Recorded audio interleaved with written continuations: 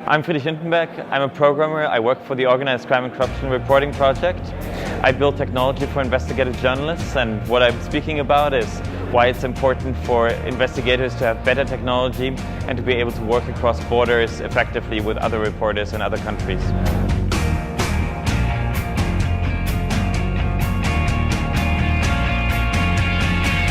The last time I was here, I was actually kind of more of a hacker than I am now. I was kind of sitting there. I'd done a lot of transparency work, open data work, trying to open up government data, open up sources of interesting information, and make as much information available as possible. And I was kind of wondering, this was 4 years ago, I was wondering, what can I, as a coder, as a programmer, make as a contribution to journalism, right? How do I help these people? How do I become a reporter myself? And I spent a lot of time trying to figure out the right question to ask. And at some point, I started wondering about this one here. Can technology, can coding, can data help follow the money, help kind of investigate large-scale crimes and corruption and stories like that? So I started working a few years, or 2 years ago, for an organization called the Organized Crime and Corruption Reporting Project.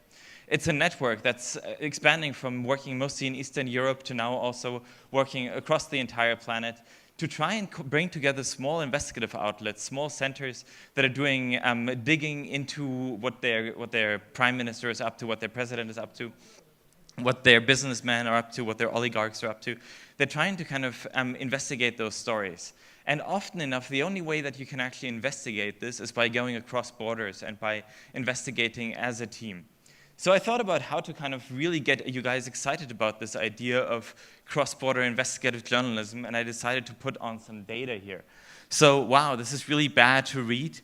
If you could read it, what it is bank transactions. So we received from a source information that was 4,000 pages of this stuff, all kind of money going from A to B, from A to B. And this is often where you start with an investigation, right? You have this data, and you're trying to figure out what is actually the story in there. And in this particular case, if you look at it, you can see that there's like different companies here that are receiving money, but it doesn't really make sense at the beginning, right? It's kind of a meaningless set of data.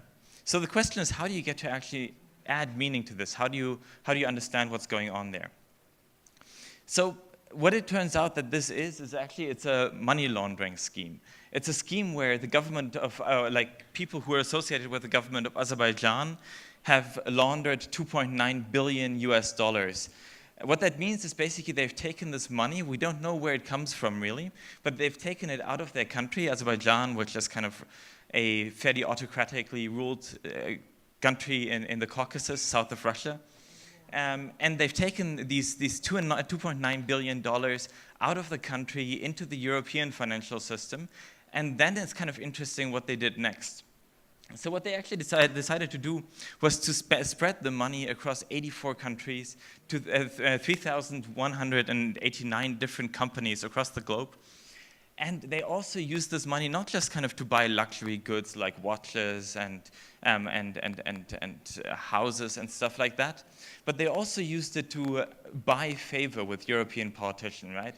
So Azerbaijan has a pretty horrible human rights record. They have imprisoned almost 100, or actually 150 or so political prisoners that are just kind of being held because they protest against the government.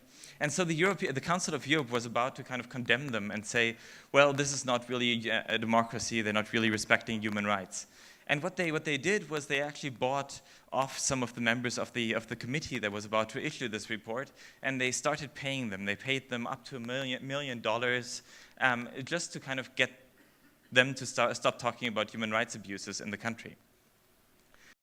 And, this is kind of interesting in itself, kind of the way that they're taking money out of their country, using it to buy luxury goods, using it to stow it away in offshore havens, but then also using it to kind of buy favor for their country. What's weird about it is that this kind of one scheme of international crime connects to another scheme. So half a year previously, what we were investigating at OCCRP is what's called the Russian laundromat.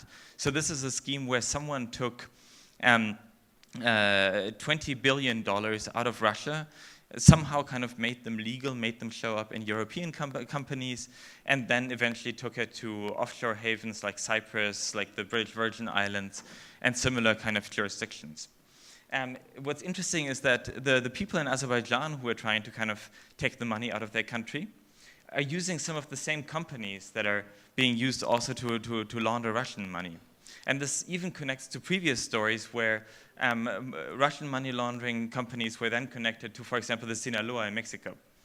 So there seems to be like a global network of organized crime that spans many, many different countries and uses offshore jurisdictions, secret companies, and secret money flows to basically, in massive amounts, steal money from their citizens. But the point is you can't really investigate this from Russia. You can't really investigate this from Moldova, which is kind of this really small and fairly poor country in Europe. You can't really investigate this from Azerbaijan either, not least because the government is imprisoning a lot of journalists.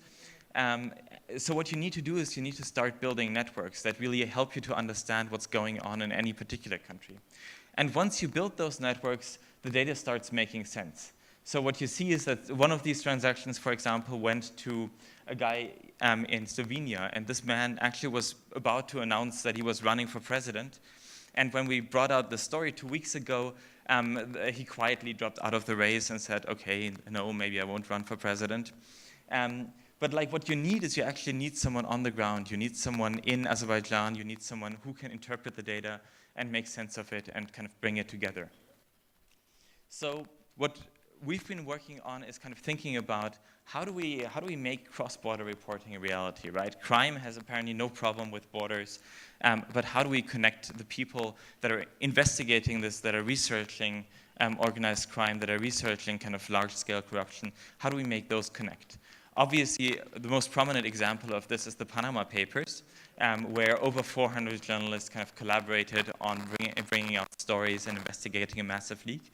But we now need to transition from doing this once off in like big, massive investigations to making it a routine feature of how we report on large-scale political and criminal issues. We need to kind of go from having the Panama Papers every once in a while to basically doing it all the time and reporting in this fashion, in this kind of networked way the entire time. So what I've been wondering about is what role can technology play in this? What can we as techies, as coders, do to support this type of investigation and to support this type of work? And a few of the answers that we've come up with are part of this thing called the investigative dashboard. It's been online for a while, but we're constantly kind of rethinking the way that... We're constantly rethinking the way that we can basically provide a platform.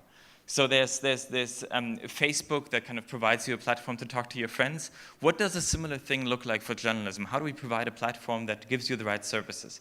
So one of the things that this does is you can just kind of request help from a researcher. So if you don't know how to do an investigation, let's say in the British Virgin Islands, or you don't even know where Azerbaijan is, you can basically talk to researchers, and they're quite good at connecting this stuff.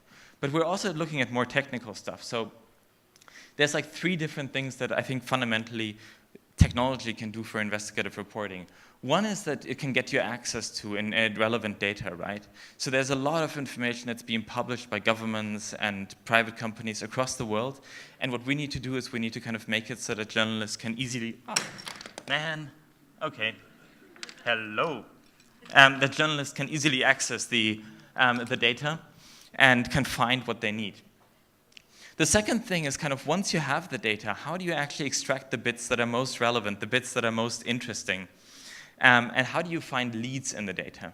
And I think this is where it gets really interesting and where we need to talk about how we build connections with data scientists, with people who are kind of good at statistics, but also how to kind of emulate some of what corporate due diligence services and what like private investigators are doing already in terms of cross-referencing data that you have from government. Oh, thank you so much. Wow, you're really dealing with an idiot. From cross-referencing data to find really the places that you need to start investigating, right? And the third one is actually often you don't know what you know. So for example, I was mentioning the Azerbaijan money laundering story that we worked on. We worked on the story with like 30 journalists from maybe 15 different countries, right? So there's a guy in Slovenia who knows about this politician that I was showing, but then there's also people in other countries that don't really have this context. So I think the hardest challenge is actually, if you're doing this, how do you connect these different brains, basically, and try and build one coherent model of what you're investigating? And so here comes the part where I'm trying to find favor in Buenos Aires. We're actually working on a set of tools, and they're called Alif. They're named after Borges' story.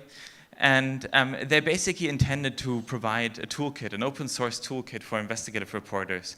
And what I'm looking to do here is I'm trying to find people that want to help work on this and that want to kind of help find us out how to do this.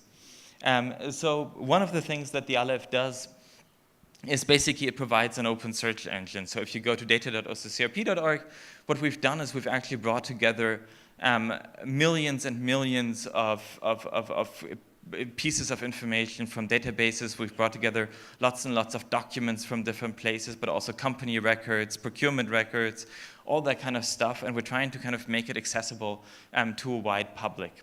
We also need to figure out how to make stuff accessible to only particular teams. So if you're working on an investigation, obviously there might be some information that we can't make public. So trying to figure out how we can have these kind of teams collaborate in the same space.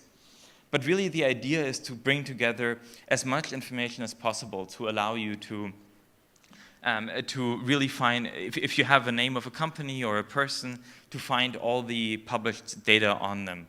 I have to be very honest that at the moment we don't have much material from Latin America, and I'd really love to work with people and try and get more information in there to scrape more data and to kind of make sure that we cover this part of the world as well as we do Eastern Europe and as we do offshore financial havens, which has been our focus so far. So yeah, this is kind of hundreds and hundreds of scraped pieces of information. We try to kind of update this every now and then. But really the idea of building an archive of investigative knowledge, I think, is quite crucial. And I think Ricardo is also doing this here, and I think there's people all over the world who are doing amazing work in terms of building knowledge bases that can be used. And I think the thing we need to figure out is how do we make them collaborative and how do we make them open. I think there's an enormous power in having visibility of data and being able to really understand what's happening in the world in terms of, or basically being as good as the corporate guys in terms of understanding what companies and what people are doing all over the world. Because nobody's working in one country anymore. Everybody is kind of spread out across different countries. I've promised not to say the word car wash here for some reason.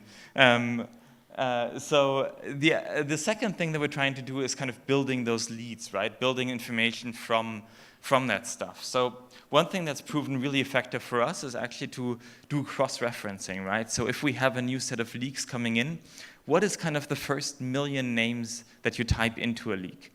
So imagine you receive the next Panama Papers, right? What do you type in? Well, you put in the name of the president, obviously, you put in the name of the cabinet members, but then who do you put in next? Who are the most important business people? Who are the people that are really running the place, that have influence, whether it's economic or political? So I think we need to systematize that knowledge and really bring together information from all these places and build out collective knowledge as journalists, as activists, on what are the interesting guys that we would put as search terms into the next Panama Papers. And then basically what you can do as a program is you can build out little Excel sheets. Journalists love Excel sheets.